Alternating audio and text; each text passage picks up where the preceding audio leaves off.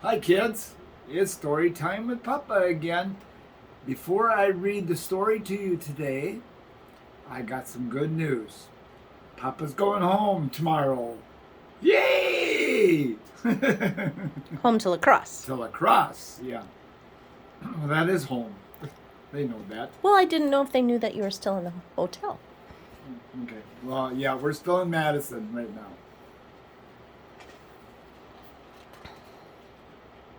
What's the name of the story? The,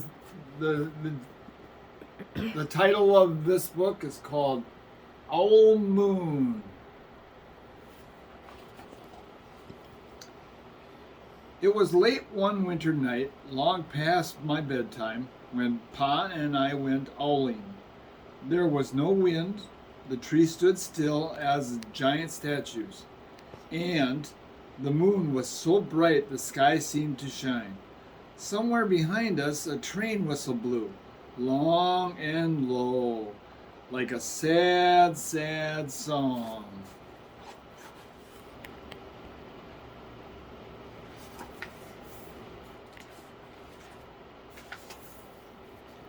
I could hear it through the woolen cap Pa had pulled down over my ears. The farm dog answered the train, and then a second dog joined in. They sang out trains and dogs for a real long time. And when their voices faded away, it was as quiet as a dream. We walked towards the woods, Pa and I.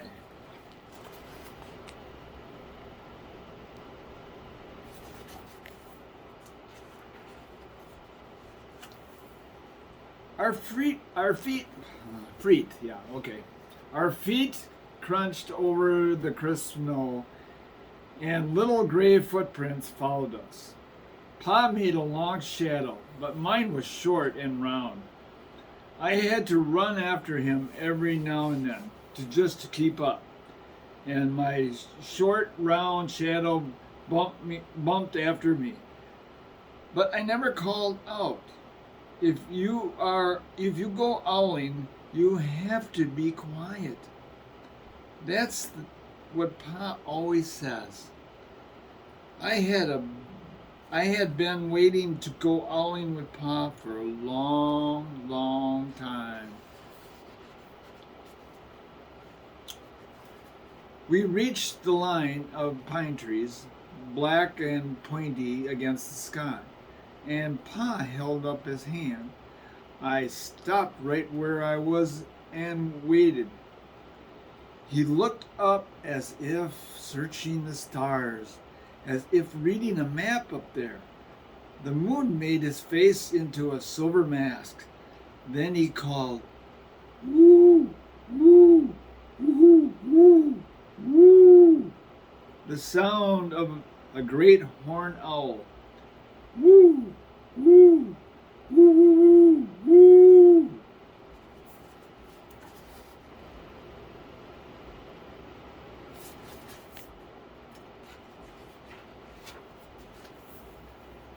Again he called out, and then again. After each call he was silent, and for a moment we both listened, but there was no answer. Pa shrugged and I shrugged. I was not disappointed. My brothers all said sometimes there's an owl and sometimes there isn't.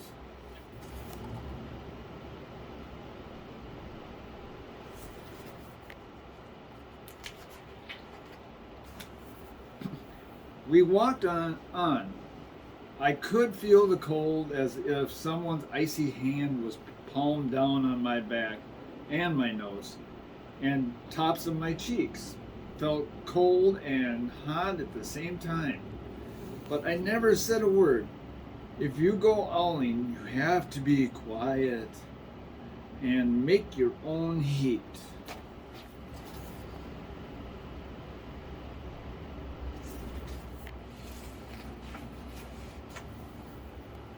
We went into the woods. The shadows were the blackest thing I had ever seen.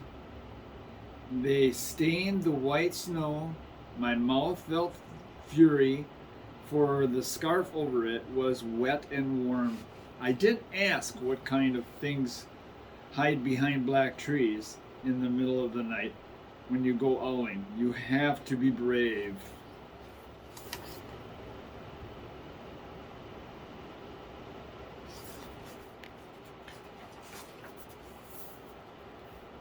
Then we came to a clearing in the dark woods. The moon was high above us. It seemed to fit exactly over the center of the clearing, and the snow below it was whiter than the milk in a cereal bowl.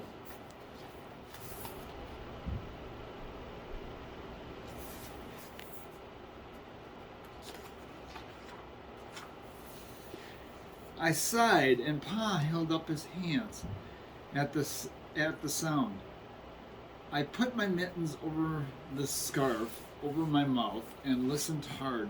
And then Pa called, "Woo woo, woo woo woo, woo woo, woo woo woo woo."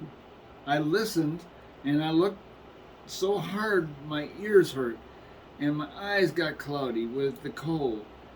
Pa raised his face to call out again, but before he could open his mouth, an echo came threading its way through the trees. Woo! Woo! Woo! Woo! Woo!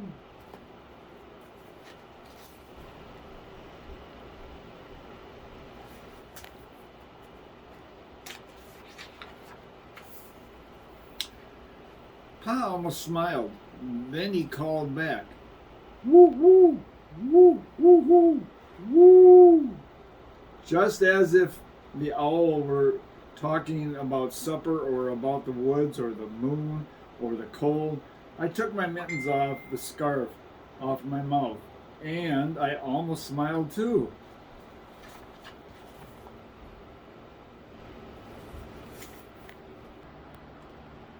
The owl's call came closer from high up in the trees on the edge of the meadow.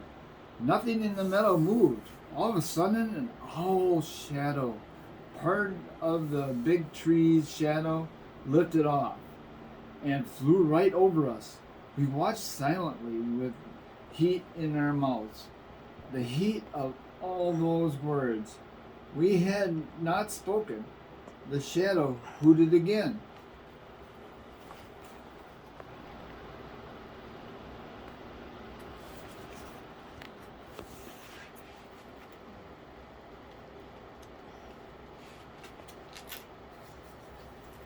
Pa turned on his big flashlight and caught the owl just as it was landing on a branch.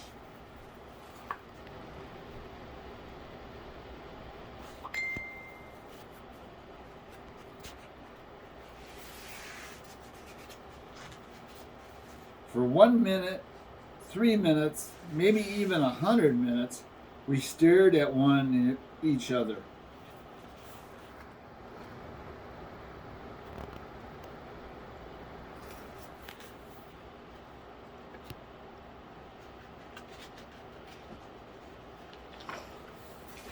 Then the owl pumped its great wings and lifted off the branch like a shadow without a sound. It flew back into the forest. "Time to go home," Pa said to me. I knew that I could talk. I could even laugh out loud. But I was a shadow as we walked home.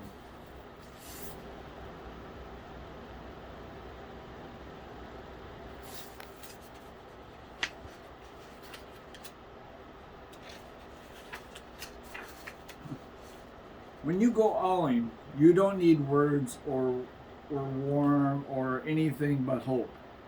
That's what Pa says.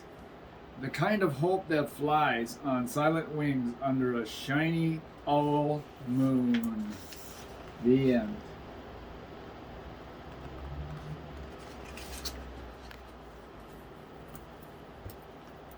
Another story by Papa, kids. I'm good. I'm glad I was able to read another one to you guys. And the next time you hear another story, I will probably be at home. And I'll still send you some stories. I love you both. Take care. Bye-bye.